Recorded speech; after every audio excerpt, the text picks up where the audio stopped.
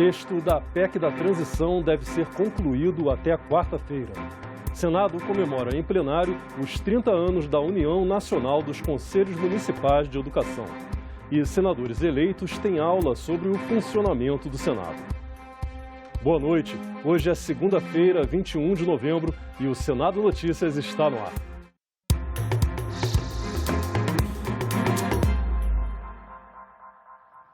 O plenário do Senado promoveu hoje uma sessão especial para celebrar os 30 anos da União Nacional dos Conselhos Municipais de Educação. Durante a sessão, participantes defenderam o fortalecimento das entidades que compõem a União. Criada em 1992, a União Nacional dos Conselhos Municipais de Educação representa os conselhos municipais de educação no país.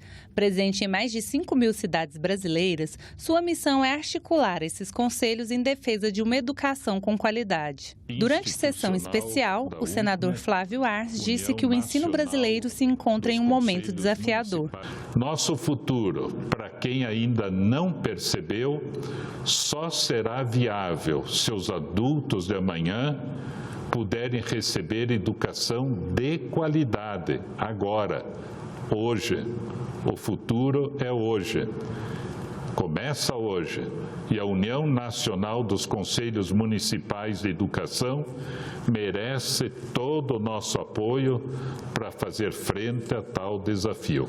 Eu quero dizer que a UNCM ela tem levado essa discussão com muita seriedade. Primeiro, levando propostas, a exemplo da nossa defesa do Fundeb permanente que fizemos em 2020. Temos dado atenção muito a todas as matérias que aqui são discutidas, a exemplo do PLP 235/19, que trata do Sistema Nacional de Educação, já aprovado nesta casa, e que nos leva de sua autoria e que nos traz realmente uma visão muito clara de construção do Sistema Nacional de Educação. A coordenadora nacional do Conselho de Acompanhamento e Controle Social do Fundeb defendeu o fortalecimento das entidades de educação. A nossa luta é pelos conselhos, os conselhos que fazem parte da educação, que são eles os conselhos municipais de educação, o conselho do Fundeb e o conselho de alimentação. Nós precisamos que os conselhos sejam respeitados e precisamos para isso nós precisamos então que ele tenha uma estrutura, né? Isso a gente fala nos 5.570 municípios. Nós ainda, os conselhos municipais do Fundeb, eles existem dos 5.570, assim como o da alimentação. Mas o da educação não, né? Porque não tem uma lei obrigatória. Essa representante do Fundo das Nações Unidas para a Infância destacou a parceria desde 2012 entre o Unicef Brasil e a UNCM na busca da garantia dos direitos à educação. Nós estamos participando aí de uma série de fóruns, encontros nacionais da UNCM, sempre dialogando e buscando esse diálogo junto aos conselheiros municipais de educação, para que nós possamos, portanto, avançar na garantia dos direitos à educação, em especial a todas essas questões relacionadas ao enfrentamento da cultura de fracasso escolar, que é uma das grandes prioridades do Unicef no Brasil. A subcomissão que acompanha a educação durante a pandemia da Covid-19 debateu o orçamento do setor em audiência pública nesta segunda-feira. Nos últimos 8 anos, no ensino público, já vinha se gastando muito mais com despesas obrigatórias do que com despesas discricionárias, aquelas relacionadas à melhoria da infraestrutura e outros gastos.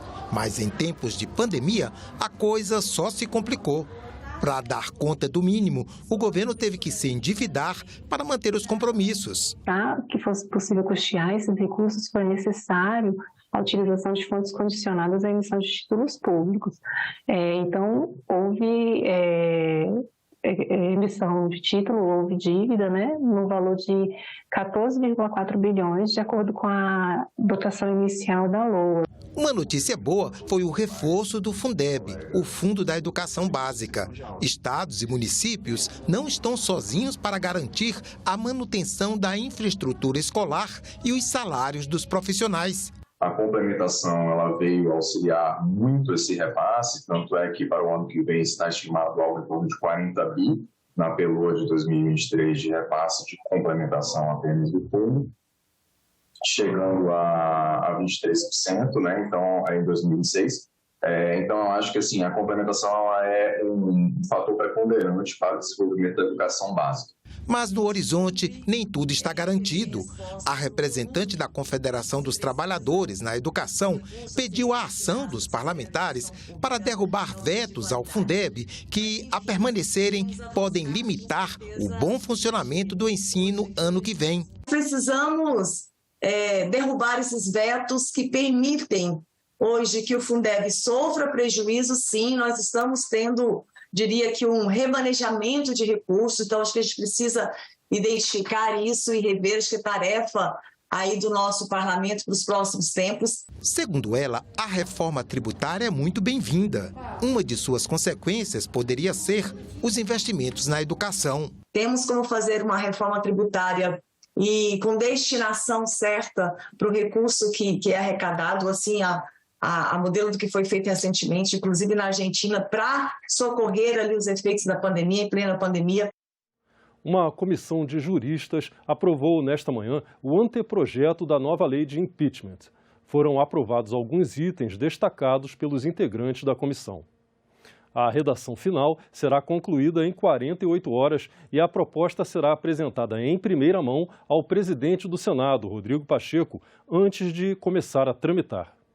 A comissão está trabalhando no anteprojeto desde março desse ano e é presidida por Ricardo Lewandowski, ministro do Supremo Tribunal Federal. Também faz parte do grupo o ex-senador Antônio Anastasia, hoje ministro do Tribunal de Contas da União. A proposta define os crimes de responsabilidade e regulamenta o processo de impeachment do presidente da República e outras autoridades. A lei do impeachment é de 1950 e não foi incorporada por vários itens da atual Constituição. Penso, e acho que é a convicção de todos, que vamos apresentar à consideração dos eminentes membros do Congresso Nacional um texto denso, robusto, atualizado, que faz com que a lei do impeachment incorpore todas as previsões que a Constituição de 1988 faz com respeito aos sujeitos dos crimes de responsabilidade. Senadores eleitos e assessores recebem uma aula de como funciona o Senado. O seminário, no auditório do Interleges, começou hoje e vai até quarta-feira. Na entrada, muitas fotos, conversas, votos de boas-vindas aos senadores eleitos no dia 2 de outubro e também às equipes de assessores. O seminário é uma oportunidade para eles conhecerem um pouco mais sobre a casa onde os futuros senadores vão exercer seus mandatos a partir de fevereiro do ano que vem. Eu vejo isso aqui como uma excelente iniciativa do Senado para dar esse pontapé inicial, né, para que todos nós, né, comecemos a aprender os detalhes, né, da rotina aqui dentro do Senado. Eu tenho experiência parlamentar, mas no âmbito da Assembleia Legislativa de Pernambuco. Aqui as expectativas são outras, porque a pauta é outra, a responsabilidade é muito grande e parabenizo a mesa diretora por essa iniciativa. É importante conhecer, é importante a gente estar aqui sabendo como funciona para poder a gente colocar em prática e assim retribuir a cada um dos eleitores 1.484.110 votos, retribuir a eles a toda essa confiança que eles nos deram. Até quarta-feira, eles vão conhecer a estrutura administrativa e legislativa da Casa, como funcionam órgãos como a Advocacia do Senado, a comunicação e os programas de treinamento, por exemplo. E também vão ficar por dentro de informações práticas do dia a dia dos gabinetes, como as regras para uso da verba parlamentar, a demanda de pareceres e notas técnicas e prestação de serviços gráficos. É um jeito deles irem se ambientando e, com isso, tornar mais fácil o trabalho de instalação dos novos gabinetes. É uma primeira aproximação, evidentemente, isso não esgota, né? Mas a gente teve a percepção bem clara, da última vez que foi feito o seminário, quanto isso ajudou a que os gabinetes se instalassem de uma forma rápida, de uma forma completa. o debate em torno da proposta de emenda constitucional que retira do teto do orçamento os recursos para pagar o novo Bolsa Família vai dominar as negociações no Congresso esta semana. Até quarta-feira, o texto oficial da PEC da Transição, ou PEC do Bolsa Família, como prefere o futuro governo, deverá estar fechado. Veja na coluna de Economia com a editora do Agenda Econômica, Antônia Márcia Vale. O material que o vice-presidente eleito Geraldo Alckmin entregou ao Congresso é, como ele mesmo ressaltou, apenas uma proposta inicial. Uma das razões é que o governo eleito não tem poder legal para apresentar emenda à Constituição. Só o presidente efetivo, ou 1/3 dos deputados ou dos senadores. A outra razão é que o governo Lula ainda não tem maioria no Congresso. E enquanto negocia os recursos para garantir o Bolsa Família, articula sua base de apoio no parlamento. O senador Marcelo Castro, relator do orçamento, afirmou que o objetivo dos senadores envolvidos no trabalho é fazer uma grande concertação, incluindo deputados, para chegar a um texto possível de ser aprovado no Congresso. Após fechar o texto, Castro será o autor inicial da emenda e vai coletar as assinaturas necessárias para a apresentação. O senador Davi Alcolumbre, presidente da Comissão de Constituição e Justiça, deverá ser o relator da medida na CCJ, que se reúne quarta-feira. Só depois da votação da PEC no Senado e na Câmara é que será possível definir o orçamento do ano que vem. A retirada do Bolsa Família do teto de gastos mexeu com corações e mentes entre operadores do mercado financeiro e economistas. Depois que Armínio Fraga, Pedro Malan e Edmar Baixa, seguidores da linha econômica ortodoxa, escreveram carta ao presidente eleito defendendo o teto, sábado foi a vez de 5 economistas da linha desenvolvimentista lançarem seu manifesto contra o teto. Luiz Carlos Bresser Pereira, ex-ministro da Fazenda, José Luiz Oreiro, professor da Universidade de Brasília, Luiz Fernando de Paula, da UFRJ, Kalinka Martins, do Instituto Federal de Goiás e Luiz Carlos Garcia de Magalhães, do IPEA, afirmam que o teto de gastos não garante disciplina fiscal. Haja vista o estouro de cerca de 800 bilhões de reais ocorrido nos 4 anos do atual governo, mesmo antes e depois da pandemia. O grupo desenvolvimentista defende a criação de uma nova âncora fiscal a ser amplamente discutida no país a partir de 2023. A Instituição Fiscal Independente do Senado divulgou na sexta-feira o relatório de acompanhamento fiscal deste mês. Entre os principais destaques está a recuperação da economia. A economia brasileira cresceu acima do previsto durante o primeiro semestre de 2022, mas no terceiro e quarto trimestres deste ano houve uma menor expansão do consumo e do PIB, apesar da recuperação do mercado de trabalho e dos estímulos fiscais. Os dados são do relatório de acompanhamento fiscal de novembro, divulgado nesta sexta-feira pela Instituição Fiscal Independente. O documento faz uma revisão completa dos cenários para o período entre 2024 e 2031. De acordo com a IFE, a perspectiva é de desaceleração do PIB no próximo ano, com crescimento projetado de 2,6% em 2022 e 0,9% em 2023. A tendência é consequência da desaceleração do crescimento da economia global e da política monetária restritiva, segundo a instituição. A taxa de inflação medida pelo IPCA deve atingir 5,6% em 2022, desacelerando para 4,6% em 2023, ainda acima da meta de 3,5%. A expectativa é de que a taxa básica de juros, a Selic, encerre o ano de 2022 em 13,75%, diminuindo para 11,5% em 2023. Com a PEC da transição, o aumento potencial nas despesas primárias da União para 2023 é de 173 bilhões. Além de abrir um espaço de 103 bilhões no teto de gastos para o ano que vem, a proposta também permite a expansão de gastos com o programa de transferência de renda, estimado em 69 bilhões de reais. A IFE também revisou a projeção para a dívida bruta do governo de 2022 para 76,6% do PIB. O projeto de lei orçamentária anual recebeu mais de 6 mil emendas de despesas de senadores, deputados, bancadas estaduais e comissões. É o que aponta um informativo conjunto elaborado pelas consultorias de orçamento do Senado e da Câmara dos Deputados. 234,3 bilhões de reais. Essa é a soma total das 6.575 emendas de despesas ao projeto de lei orçamentária anual, apresentada por deputados, senadores, bancadas estaduais e comissões permanentes. Com o prazo para apresentação das emendas encerrado, o relator-geral do PLN, senador Marcelo Castro, deve apresentar um relatório preliminar depois de analisar as sugestões de despesas.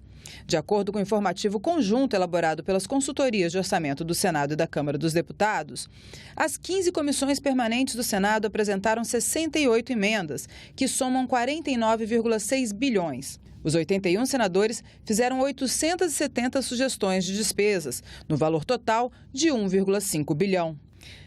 A área de cidadania e esporte foi a mais beneficiada, com 76 bilhões. Em seguida, aparecem as áreas temáticas de desenvolvimento regional, saúde e economia, trabalho e previdência. As emendas individuais de senadores e deputados deram prioridade à saúde, com 6,1 bilhões.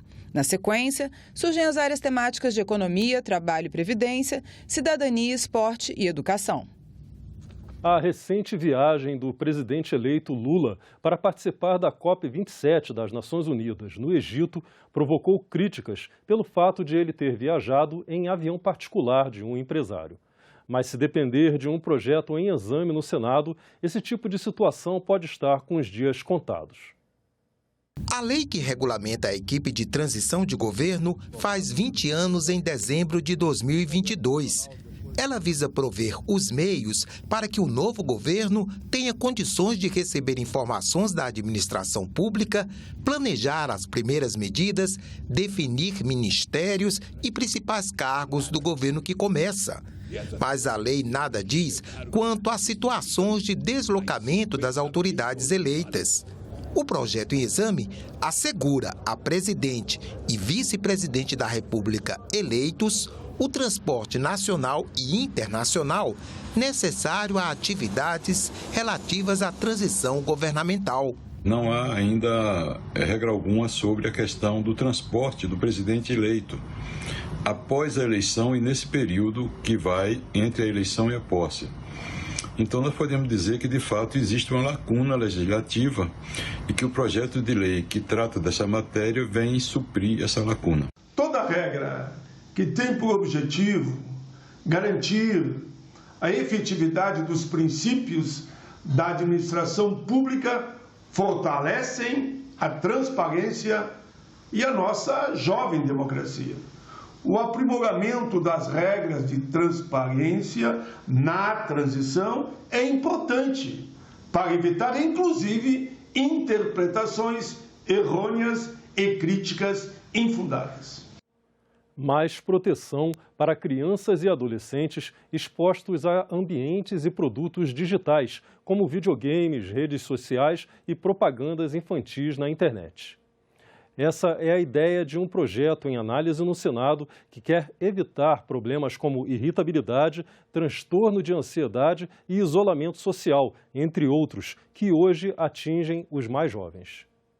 O mundo contemporâneo digitalizado traz perigos para as crianças e adolescentes que estão em processo de formação neurológica e a fisiologia e a personalidade ainda estão em desenvolvimento. A gente tem evidências muito robustas de que há efeitos negativos, principalmente no cérebro em desenvolvimento, que é o cérebro infantil e adolescente. E vemos muito indício de uma série de transtornos de ansiedade, de uma série de comportamentos referenciados por uma irritabilidade, isolamento social. Então, são alguns indícios, dentro de uma esfera maior, do quanto isso pode causar algum nível de restrição na vida do sujeito. Lembrando que dá limite para a criança, dá limite para ela oferecer um espaço seguro e confortável. O projeto de lei em análise no Senado reconhece a condição das crianças e adolescentes como pessoas em desenvolvimento biopsíquico, que precisam ter a garantia de segurança contra a violência e exploração comercial. O texto estabelece que as redes sociais devem proibir a criação de contas por menores de 12 anos e estabelecer mecanismos de verificação de idade. A interação entre jogadores de videogames deverá ter a opção de desativação pelos pais ou responsáveis. Qualquer pessoa com um endereço de e-mail acessa, cria um nickname, um nome fake qualquer e coloca ali a data de nascimento que bem entender. Eu criei um avatar com 10 anos de idade com um nome que não era meu e tive acesso a todas as crianças de todas as idades na plataforma. O projeto impõe regras a todo produto ou serviço de tecnologia da informação que possa ser utilizado por crianças ou adolescentes, mesmo que não seja declaradamente direcionado a esse público. A publicidade digital com música, linguagem ou personagens infantis deve ser coibida pelos serviços. E em relação aos jogos eletrônicos, o texto proíbe as caixas de recompensa, que podem ser compradas com bônus do próprio jogo ou com dinheiro de verdade, sem a certeza do que vem no pacote, semelhante a uma aposta em jogo de azar. Determinados jogos são criados de maneira tal que fazem com que o que a gente chama de reforço intermitente, você nunca sabe quando vai vir a recompensa, faz com que você fique ali cada vez mais motivado a buscar, e então isso tem um potencial viciante bastante grande. A gente tem bastante evidência dos efeitos negativos desse uso excessivo de games, né? A perda de vínculo social, a perda de atenção, né, de foco atencional, prejudica a capacidade de resolução de problemas, obesidade, ou seja, há uma série de efeitos deletérios ligados a esses jogos que são criados para que você fique preso neles. O aumento do número de casos de Covid-19 acende o sinal de alerta para a retomada de cuidados e restrições. Na semana passada, a Universidade de Brasília e a USP recomendaram o uso de máscaras nas salas de aula e em ambientes fechados. Cidade deserta, escolas e comércio de portas fechadas, clima de apreensão e medo. Se existe um cenário que ninguém quer de volta, as imagens descrevem melhor que palavras, ou em número, 700 mil vítimas fatais. Quase 3 anos depois da eclosão da pandemia na China, foram muitas as oportunidades que tivemos para aprender. No entanto, corremos o risco de repetir erros que já cometemos. A chegada das vacinas, por certo, trouxe um alívio, mas não definitivo. As longas filas em busca das primeiras doses de antes não se repetem na hora do reforço. A imunização de crianças abaixo de 50% compromete todo o esforço dos profissionais. O surgimento de novas variantes propõe mais um desafio aos cientistas e autoridades da saúde. Haver novas variantes não surpreende. Quer dizer, o que nos preocupa, né, isso tem sido monitorado pela vigilância epidemiológica e pela vigilância genômica no mundo todo, inclusive no Brasil, é que podem surgir, sim, variantes e subvariantes, como é a cepa BQ1, que é essa que hoje já circula entre nós, que tem uma alta taxa de transmissão e que tem um escape vacinal. O memorial em homenagem às vítimas da Covid-19 aqui no Senado é também um chamado à responsabilidade. O contágio aumenta, cresce o número de internações, a pandemia ainda não acabou. Precisamos fazer o dever de casa.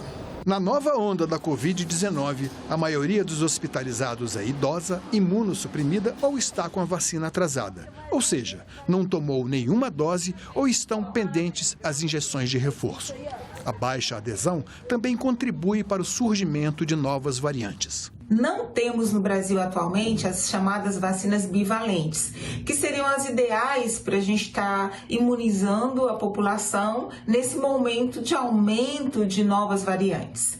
Mas a gente sabe que as vacinas que nós temos atualmente no Brasil, elas são eficazes e elas diminuem a possibilidade de internação, de hospitalizações, de desenvolvimento de doença grave e de mortalidade. Amanhã, os senadores vão se reunir no plenário 2 vezes. Vamos conferir a agenda aqui no telão. A primeira reunião do plenário está marcada para as 9 horas da manhã, uma sessão especial para comemorar o Dia Internacional do Empresário Júnior. E para as 4 horas está marcada uma sessão deliberativa. Os senadores devem votar indicações de autoridades e outras proposições. As comissões do Senado começam os trabalhos desta terça-feira às 8 da manhã. Vamos voltar ao telão para conferir a pauta. A primeira reunião vai ser da Comissão de Agricultura e Reforma Agrária. A partir das 8, os senadores vão debater com especialistas novas regras para agrotóxicos. Já a Comissão de Assuntos Econômicos deve votar projetos a partir das 9 horas. Um deles proíbe o uso de animais em testes de produtos cosméticos.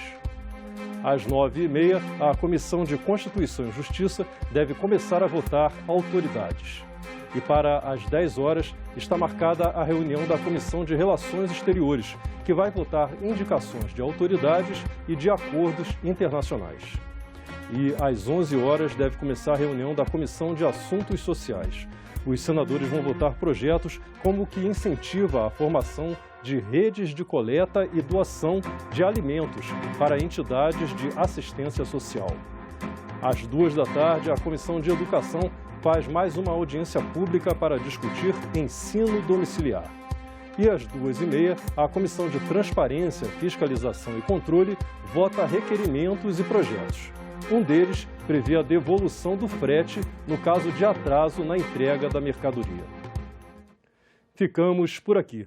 Você pode rever as reportagens desta edição na nossa página na internet, senado.leg.br/tv. Muito obrigado pela sua companhia e continue sintonizado aqui na TV Senado.